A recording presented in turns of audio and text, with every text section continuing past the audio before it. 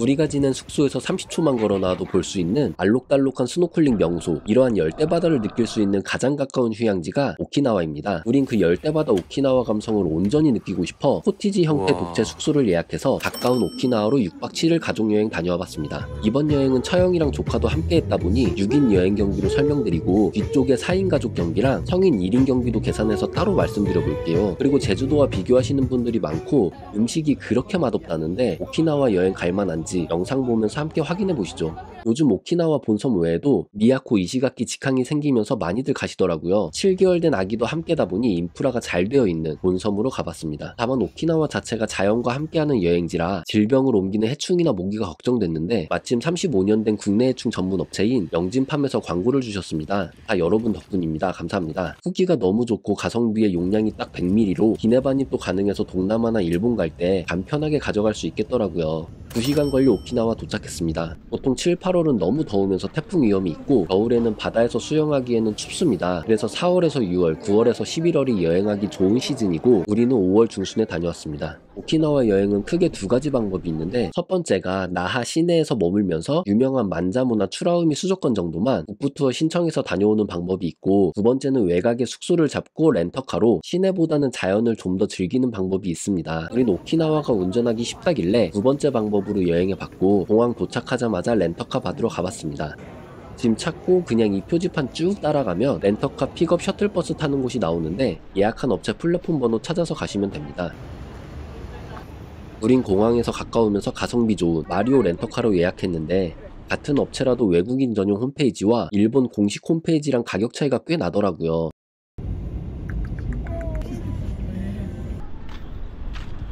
6명의 짐까지 많다 보니 제일 큰 차로 빌렸고 보험 풀에 하이패스 역할하는 ETC 추가해서 대충 30% 이상 저렴하게 예약했습니다. 4인 가족의 부모님 모시고 많이들 가시던데 제가 빌린 델리카 D5가 짐에 유모차까지 딱이더라고요. 이렇게 큰 차 운전도 처음이고 차선 반대 방향이 걱정되긴 했지만 10분 정도 집중해서 운전했나? 금방 적응됐습니다. 뒤에 이렇게 외국인이 운전하고 있다 스티커가 붙어 있어서 다들 배려 운전 해주시니 크게 걱정 안 하셔도 될 것 같고요. 2차 세계대전 이후 미국이 오키나와를 통치했었고 그러다 보니 스테이크, 햄버거, 타코 음식점들이 굉장히 많습니다. 우린 70년이 넘어 2대째 운영 중인 스테이크 맛집이 있다 해서 구글로 예약하고 점심 먹으러 가봤습니다. 주차장 넓어서 좋았고 분위기가 옛날 패밀리 레스토랑 느낌 나는 게 친숙하더라고요. 타코 속재료를 밥 위에 올린 타코라이스랑 스테이크 시켜봤는데 타코라이스는 향신료향이 좀 많이 나서 생각보다 별로였습니다. 스테이크는 소스에 찍어 먹으면 짭조름한 게 밥이랑 같이 먹으니 저는 맛있게 먹었는데 미디움으로 주문했지만 레어 쪽에 가까워서 와이프랑 애들은 별로 안 좋아했고요. 개인적으로 시내와 살짝 떨어져 있어서 지나가는 길이 아니라면 굳이? 라는 생각이 들었는데 나올 때 보니 일본인들로 만석이더라고요. 나와보니 비가 내려 어쩌나 싶었지만 가다보니 금방 그쳤습니다. 오키나와가 야외 활동이 많은 관광지라 비가 계속 내리면 여행이 참 난감해지는데 섬이라 그런지 제가 갔던 시기는 길어봤자 30분 내리고 그치더라고요. 오키나와 본섬은 길게 늘어져 있고 주요 관광지로는 이런 곳들이 있더라고요. 자유여행인 만큼 우리가 별로 관심 없는 섬 같은 거 빼고 가고 싶은 곳들로만 동선을 짜보니 최적의 숙소 위치는 여기다 싶어서 에어비앤비로 세소코 섬이라는 곳에 위치한 숙소로 예약했습니다. 아동병원도 가깝게 있더라고요. 숙소 가는 길에 아기자기한 귀여운 상점들이 모여있는 곳이 있다 해서 구경할 겸 커피 한잔 하러 가봤습니다. 30분에 1,000원 정도 하는 공용주차장에 주차하고 한 바퀴 둘러봤는데 문 닫은 곳이 꽤 많더라고요. 코로나 이후 이렇게 됐다는데 그 와중에 살아남은 까눌레 맛집에서 까눌레 사봤습니다. 저는 여행할 때 챗 GPT를 상당히 많이 활용하는데 이렇게 메뉴판 같은 거 사진 찍고 뭐냐고 물어보면 번역을 넘어서 어떻게 해야 되는지 자세하게 알려줍니다. 단품 판매는 안 한대. 바로 옆 카페에서 취향에 맞는 원두 선택해서 드립커피 한 잔 사서 같이 먹어봤고 겉은 바삭하면서 쫀득한 게 맛있더라고요. 주차요금은 주차칸 확인해서 현금으로 계산하시면 됩니다. 가는 길에 노을뷰가 기가 막힌 곳이 있다 해서 들렸습니다. 아메리칸 빌리지입니다. 주차장은 무료였습니다. 여기가 미국 캘리포니아의 시포트 빌리지라는 곳을 모티브로 해서 만들어졌다더라고요. 일본 맛집 유튜버 토요일의 도쿄님이 소개시켜주신 조각피자집에서 피자 포장해서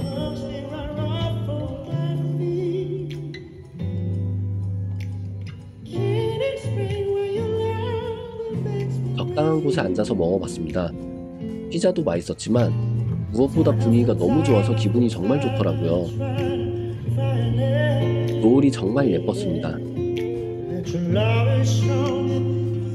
한참을 멍 때리다 해 넘어가는 거 보고 오키나와 대표 아이스크림 블루실에서 아이스크림도 먹어봤는데 별거 아닌 것 같은데 분위기가 좋아서 그런가 맛있더라고요. 여기 아메리칸 빌리지가 너무 인위적으로 만들어져서 별로다라는 후기가 많았는데 저는 좋았습니다.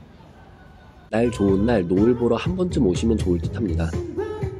숙소 도착했습니다. 조용한 바다 바로 옆이라 엄청 컴컴하더라고요.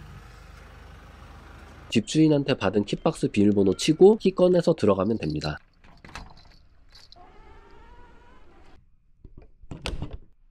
대충 이렇게 생겼는데 피곤해서 일단 대충 짐 풀고 맥주 한잔하고 잤습니다. 이 오리온 맥주가 오키나와 태생 맥주고 오키나와 내 점유율 60% 이상이라는데 진짜 어딜 가나 오리온 관련 굿즈를 판매하더라고요.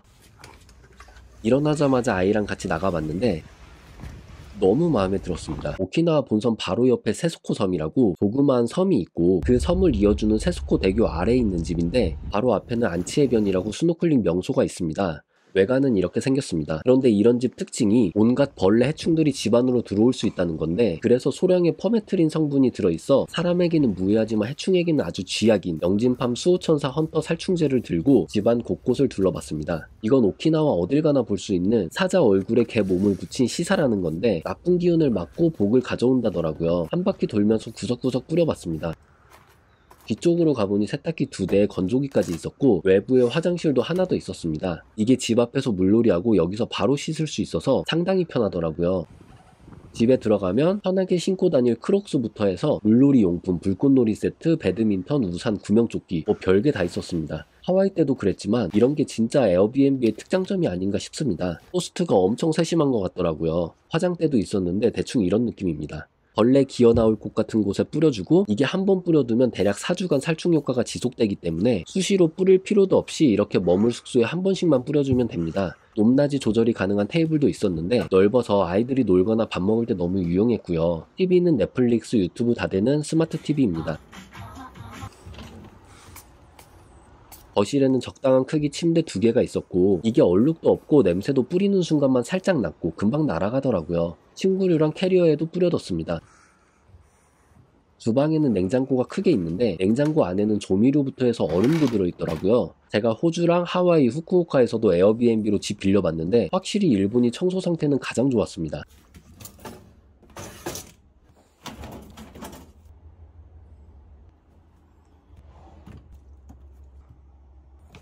(6인실) 객실이라 식기류도 넉넉하게 있었고요. 수압도 좋았고 방이 하나 있는데 여기서 7개월 된 아이랑 함께 지냈습니다.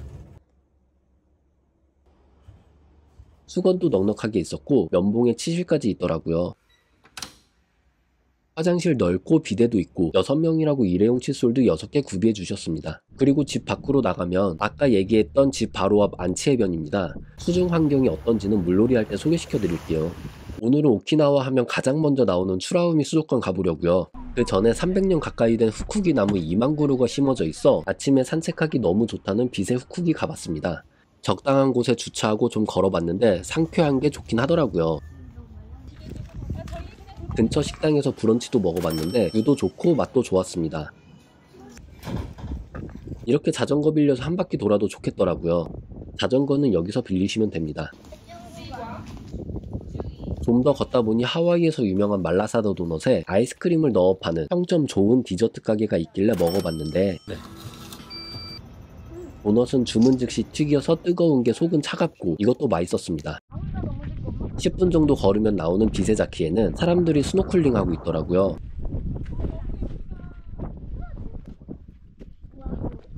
물이 정말 깨끗해서 파란 물고기들이 그냥 모였습니다. 다만 바닥이 거칠어서 스노클링 하실 분은 아쿠아 슈즈랑 타이즈 꼭 챙기시고요. 주차장도 넓고 샤워 시설도 있었습니다.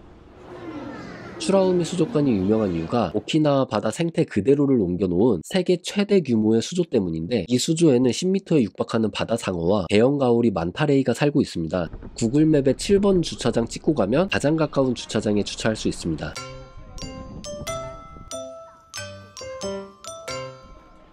관광객에 견학 온 학생들까지 사람이 정말 많더라고요.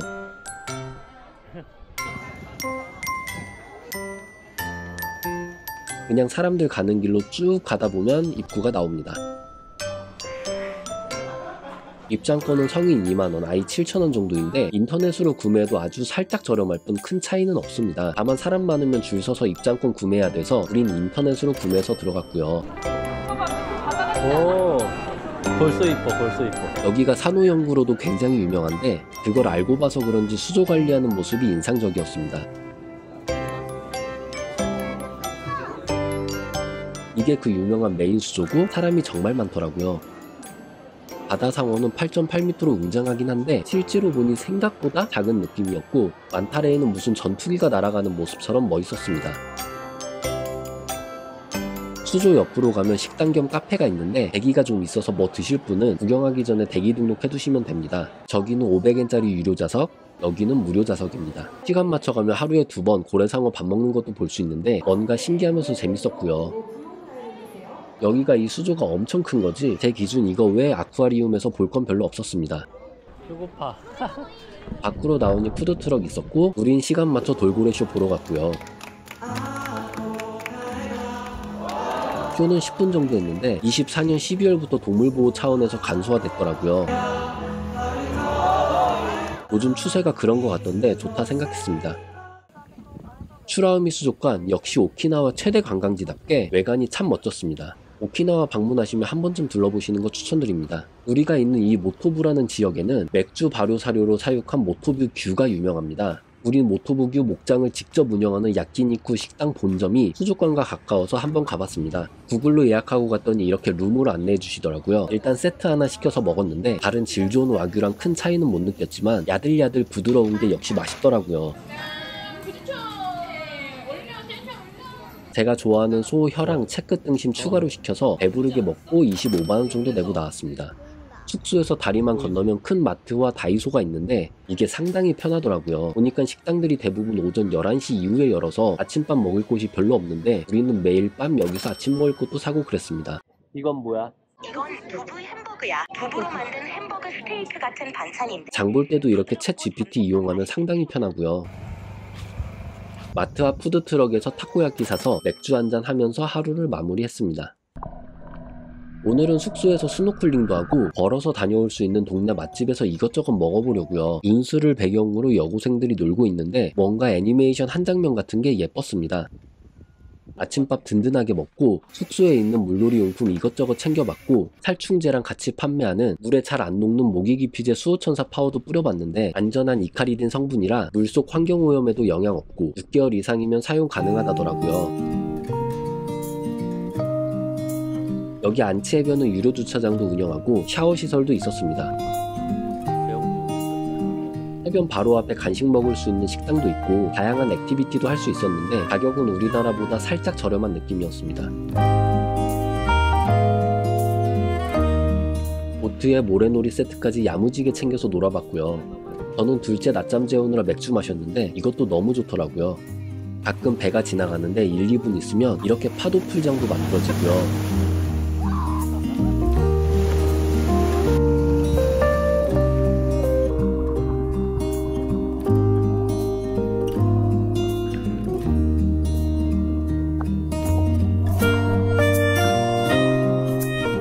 어제 비세자키에서 봤던 파란 물고기도 많고 노란 물고기 등등 예쁜 물고기가 정말 많았습니다.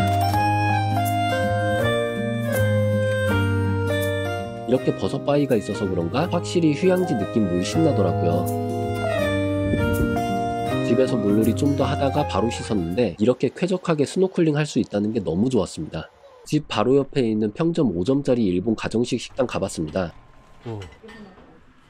사장님 너무 친절하시고 쾌적하고 여유있는 분위기가 참 좋더라고요. 오키나와가 타코라이스가 유명한데 첫날 먹은 타코라이스는 별로여서 원래 그런가 싶어 여기서도 타코라이스 시켜봤습니다. 신선한 야채에 직접 만든 토마토 소스가 거기보다 훨씬 맛있어. 우리 입맛에 딱 맞아서 너무 맛있게 먹었습니다. 같은 타코라이스여도 가게마다 스타일이 많이 다른 것 같더라고요. 집 앞에서 딴 오키나와 바나나로 직접 만든 바나나 주스도 팔길래 먹어봤는데 맛있었습니다. 바로 옆에 평점 5점짜리 아이스크림 집도 있길래 가봤고 좀 비쌌지만 정성스럽게 만들어진 아이스크림 맛있게 먹었습니다. 건물 옥상에 가보라 해서 가봤는데 뷰가 좋았습니다. 우리가 스노클링 했던 바다인데 물색이 참 예쁘죠. 열심히 가게 운영하시는 사장님 두 분도 멋지더라고요. 자기야, 저기 색이 그치, 반이 완전히 나눠져 있어. 밥 먹고 숙소 가는데 물색이 정말 너무 예쁜 거예요. 가족들 쉬는 동안 숙소에 있는 오리발 들고 혼자 물놀이 다녀와 봤고요. 씻기 전에 숙소에서 맥주 한잔하고 야외 화장실에서 바로 씻고 첫째랑 오빠들 낚시하는 거 구경 좀 하다가 아구 샤브샤브 파는 곳이 있어서 먹으러 가봤습니다. 스페인 이베리코, 중국 진화, 오키나와 아구 이렇게 세계 3대 흑돼지라고 불린다는데 일단 가봤습니다. 숙소에서 걸어서 15분 정도 걸리고요. 기본적으로 야외석이고 돼지고기 샤브샤브인데 1인분은 5만원 정도로 상당히 비싸더라고요. 아구라는 흑돼지가 품질이 상당히 좋다고 소문났지만 오키나와 북부에서 아주 소규모로 사육되는 흑돼지라 공급이 적어 가격이 상당히 비싼 편에 속합니다. 부위별로 나오는데 비싼 만큼 고급지게 나오긴 하더라고요. 굉장히 부드러웠고 담백한 게 맛있긴 했습니다. 가족 모두 오키나와 음식 중 여기 샤브샤브가 제일 생각난다더라고요. 새우구이도 시켜봤는데 이건 별로였습니다. 분위기도 좋고 직원분들도 친절하고 돼지 샤브샤브가 25만원 정도 나올 일인가 싶지만 굉장히 만족스러운 저녁이었습니다. 근데 집 와서 좀 더 조사해보니 3대 흑돼지에 아구를 넣은 자료는 출처가 죄다 일본이더라고요. 맛은 있었지만 3대 흑돼지는 본인들이 지어낸 걸로. 우린 숙소에 있던 스파클러로 불꽃놀이 좀 하다 잤습니다. 관광객 입장에서 보면 공항 근처 나하, 아메리칸 빌리지 근처 차탄, 추라우미 수족관이랑 우리 숙소가 있는 북부의 나고 이렇게 세 곳의 시내를 가장 많이 지나칩니다. 우린 일어나자마자 숙소에서 30분 정도 걸려 나고시에 가봤습니다. 별건 없었고 그냥 스타벅스에서 커피 한잔하고 붙어있는 이온몰이랑 메가 돈키호테에서 구경하면서 시간을 보냈는데 한적한 동네라 돈키호테에 사람이 별로 없더라고요. 오리온 맥주잔이 귀엽길래 사봤고 이건 제가 좋아하는 소금 샌드, 이건 오키나와에서 유명한 자색 고구마로 만든 타르트. 50년 전부터 10월 17일을 오키나와 소바의 날로 지정할 만큼 오키나와 소바가 유명하고 식당이 상당히 많습니다. 우린 가스오부시로 육수를 낸 오키나와 소바 맛집이 있다 해서 가봤습니다. 웨이팅 목록을 보니 저 빼고 다 일본인이더라고요. 맛있겠다. 대표 메뉴가 차슈랑 갈비가 같이 있는 소바길래 그걸로 먹어봤는데 살짝 짜긴 했지만 감안해도 충분히 맛있었습니다. 가스오를 직접 이렇게 바로바로 가시더라고요. 그걸 얹은 밥도 먹어봤는데 간장 살짝 해서 먹으니 상당히 괜찮았습니다. 숙소 앞에 해변은 다리를 중심으로 왼쪽은 산호가 많이 있어 스노클링 할 때 너무 예쁘고 오른쪽은 모래사장으로 되어 있어 수영하기 좋습니다. 가족들은 수영하고 저는 아기랑 각자 마실 거 먹으면서 푹 쉬면서 오후를 보냈고요. 근처 초밥집에서 초밥 포장해 와서 먹어봤는데 맛있는지는 잘 모르겠고 양은 많았습니다. 오늘은 남부의 나하시로 쭉 내려가면서 관광 좀 해보려고요. 여기도 오키나와 검색하면 항상 나오는 곳으로 코끼리 모양 바위를 배경으로 한 만자무입니다. 주차장도 잘 되어 있었고 만자무 입장료가 성인 기준 1,000원밖에 안 하는데 건물을 굉장히 잘 지어놨더라고요. 입장권 사서 들어가 봤습니다. 길 따라 한 2분 걷다 보니 코끼리 모양 바위가 바로 나오더라고요. 여기가 만자무인 이유가 10,000명이 앉아있을 정도의 넓은 초원이 있어서라는데 저는 바위도 크고 엄청 넓을 줄 알았거든요. 영상이 좀 크게 나오는 것 같긴 한데 실제로 봤을 때 거리감 때문인가 생각보다 작아서 놀랐습니다. 오늘 날이 별로여서 물색이 별로 안 예뻤는데 날 좋은 날 사진 찍긴 좋아 보였습니다. 참고로 오후에는 역광이라 사진 찍기 힘들어서 오전에 방문하시거나 일 몰 때 오시는 거 추천드리고요. 입구부터 출구까지 한 바퀴 도는데 15분 정도면 충분했습니다. 한 바퀴 돌고 다시 건물 들어와서 커피 한 잔에 오키나와 도넛 먹어주면 되는데 이게 사타안닭이라고 500년 전부터 먹었다더라고요. 오픈 주방에서 갓 구워서 바로바로 주시던데 우리나라 옛날 도넛이랑 비슷한 게 자극적이지 않고 따뜻하면서 달달하고 맛있었습니다. 근처에 리뷰가 상당히 좋은 수제버거집에 가봤습니다. 하나하나 정성스럽게 만들어주시고 특히 고기에 신경을 많이 쓴다는데 실제로 고기 자체가 겉은 바삭하고 안에는 촉촉한 게 햄버거 자체는 상당히 맛있었습니다. 다만 햄버거 단품 하나에 2만원으로 너무 비싸서 햄버거를 정말 좋아하시는 분들에게만 추천드립니다.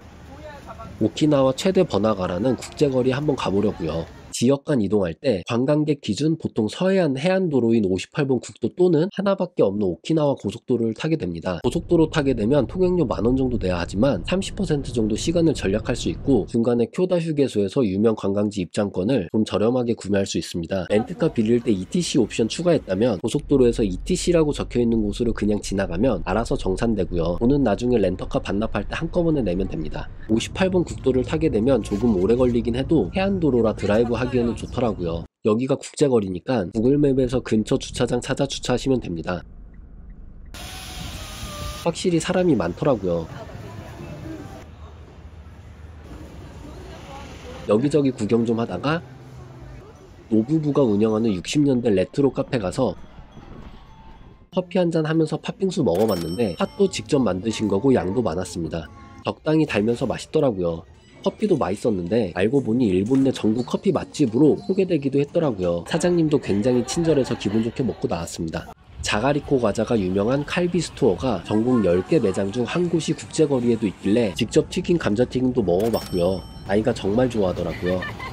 3시간 정도 돌아다니니까 주차비는 11,000원 정도 나왔고, 다음 목적지는 우미카지 테라스. 여기가 어떤 분들은 아메리칸 빌리지 너무 인위적이라서 우미카지 테라스 가는 게 더 낫다라고 말씀하시더라고요. 우린 아메리칸 빌리지 너무 좋았어서 일본의 산토리니라고 불린다는 우미카지 테라스도 상당히 기대하면서 가봤습니다.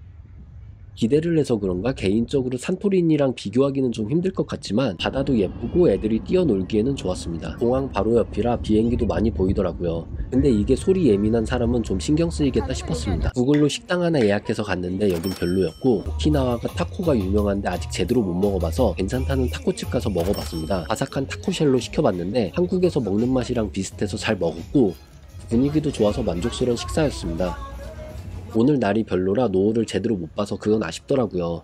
아무튼 저는 아메리칸 빌리지와 우미카지 테라스 둘 중 한 곳만 가야 된다면 아메리칸 빌리지 갈 것 같습니다. 다시 숙소까지 1시간 30분 정도 걸렸는데 사실 나는 보통 여행 첫날이나 공항 가기 전날에 1박 정도 하면서 둘러보는 경우가 많더라고요. 우린 그냥 숙소 한 곳에서 쭉 머물고 싶어서 동선이 좀 낭비되더라도 하루 날 잡아서 이렇게 다녀와 봤습니다.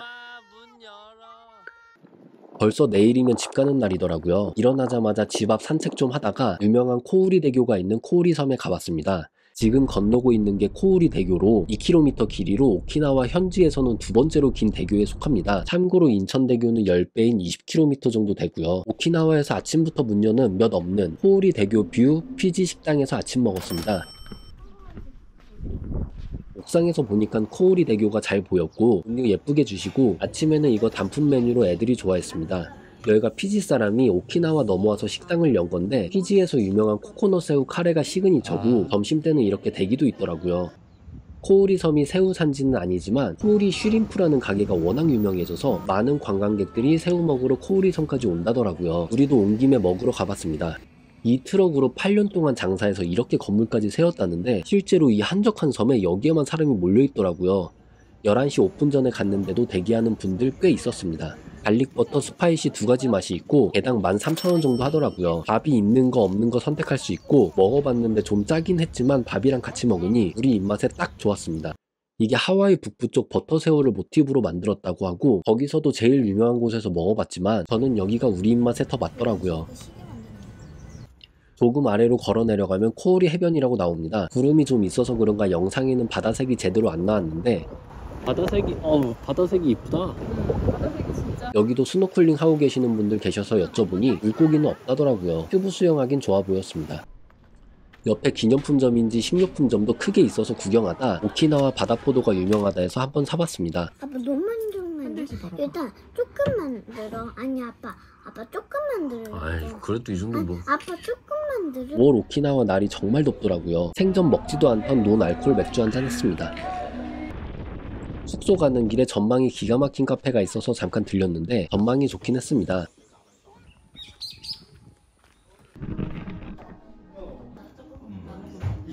근데 비싸기도 하고 실내 좌석이 별로 없어 여기까지 오는 수고 대비 고생할 가능성이 높아 추천드리긴 힘들겠더라고요.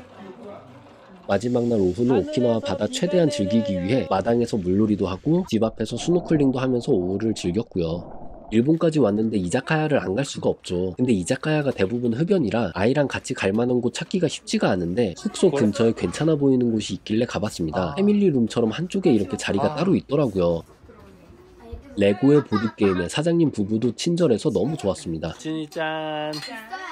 다만 회 같은 건 없어서 간단한 것들로 몇 개 시켜 먹어봤는데 맛은 그냥저냥 평범하더라고요. 그래도 아이랑 이자카야에서 이렇게 편안했던 적은 처음인 것 같은데 너무 즐거운 저녁 식사였습니다. 한국으로 돌아가는 날이라 킥박스에 키 넣어두고 짐 챙겨서 출발했습니다. 너무 만족스럽게 지냈던 숙소라 참 아쉽더라고요. 중간에 기름도 넣었는데 한국이랑 거의 똑같다고 보시면 됩니다. 렌터카에서 디젤 넣으라 해서 넣었고 전혀 어려울 거 없었습니다. 차 반납할 때 ETC 사용한 요금이랑 기름 좀 더 쓴 거 결제하고 공항까지 데려다줘서 공항 잘 도착했고요. 최종 여행 경비 말씀드리기 전에 좀 더 얘기해보자면 우린 많은 분들이 방문하는 휴리성, 뉴큐마을, 오키나와 월드 이런 곳들은 안 가봤는데 안 가본 놈이 뭘 알겠냐마는 지금 생각해봐도 딱히 후회는 없습니다. 왜냐면 오키나와의 아름다운 바다를 이렇게 즐기기만 해도 오키나와 여행 충분히 가치 있다 생각이 들었거든요. 우리보다 좀 더 물놀이를 즐기고 싶다 하시는 분은 우리가 있었던 세소코섬 옆에 민나섬이라고 있는데 하루 정도는 거기서 노셔도 괜찮겠더라고요. 오키나와 음식이 정말 별로여서 기대하면 안 된다던데 첫날에 먹은 타코라이스와 영상에 언급 안 한 한두 개 식당 정도 제외하고 전체적으로 맛있게 먹었습니다. 그리고 일주일 지내면서 봤던 벌레는 조그마한 거미 2마리, 개미 1마리로 숙소 관리가 잘 된 것도 있었겠지만 수호천사 헌터 살충제 역할도 컸을 거라 생각됩니다. 그리고 플라시보 효과라는 것도 있으니까요. 어쨌든 휴대가 간편해서 저는 여행용으로 항상 가지고 다닐 것 같고 현재 1+1 특가 세일 중이니 여행이 계획되어 있으신 분들은 고정 댓글 링크 확인해주세요. 살충제, 모기 기피제 한 통씩 깔끔하게 다 쓰고 왔습니다. 여행 경비는 기념품 산 거 제외하고 마트에서 이것저것 산 거, 소개하기 애매한 식당에서 먹은 거, 유심 비용, 그리고 기타 잡비 포함하면 이 정도 나오고요. 조카가 초등학교 고학년이라 부모님 모시고 간다 한들 큰 차이는 없어 보입니다. 4인 가족을 기준으로 계산하면 에어비앤비 인원 추가 비용 없었을 거고 차도 살짝 작은 차로 빌리면 돼서 이 정도 나올 것으로 보입니다. 그리고 굳이 따지자면 성인 1인당 경비는 이 정도고요. 이번 영상도 시청해주셔서 감사드리고 다음 여행지에서 뵙겠습니다.